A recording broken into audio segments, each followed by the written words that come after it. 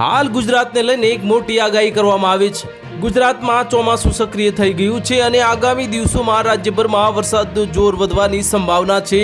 બે અગ્રણી હવામાન નિષ્ણાતો એક પરેશ ગોસ્વામી અને અંબાલાલ પટેલ દ્વારા કરવામાં આવેલી આગાહીઓ પરથી આ સ્પષ્ટ થાય છે કે હવામાન નિષ્ણાત પરેશ ગોસ્વામીએ જણાવ્યું છે કે અરબ સાગરમાં જે સાયક્લોનિક સર્ક્યુલેશન બન્યું હતું આ જેના કારણે 13 જૂનથી ગુજરાતમાં વરસાદની શરૂઆત થઈ ગઈ હતી અને 16 જૂને નૈઋત્યનું ચોમાસું સક્રિય થયું હતું। તે હવે સતત ઉત્તર તરફ ગતિ કરીને રાજસ્થાન જતું રહ્યું છે। આ સિસ્ટમ ગોવાથી શરૂ થઈને દક્ષિણ ગુજરાતથી ખંભાતના અખાત સૌરાષ્ટ્ર અને ઉત્તર ગુજરાતના ભાગોમાંથી પસાર થઈ છે અને જ્યાં સુધી જ્યાંથી પસાર થઈ છે ત્યાં ખૂબ સારો વરસાદ નોંધાયો છે।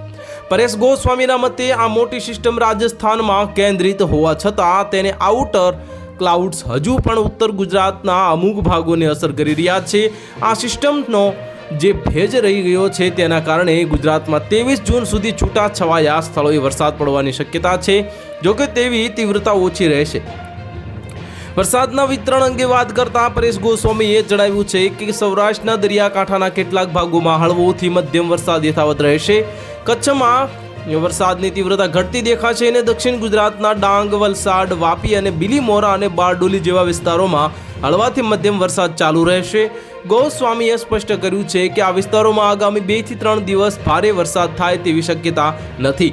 તો હાલ માટે આટલું જ। મળીશું નવી અપડેટ સાથે। જો તમને અમારા વિડીયો પસંદ આવતા હોય તો વિડીયોને લાઇક કરી દેજો, ચેનલને સબસ્ક્રાઇબ કરી દેજો અને બાજુમાં આવેલા બેલ આઇકનને દબાવી દો, જેથી તમને આવા સમાચારની અપડેટ મળતી રહે।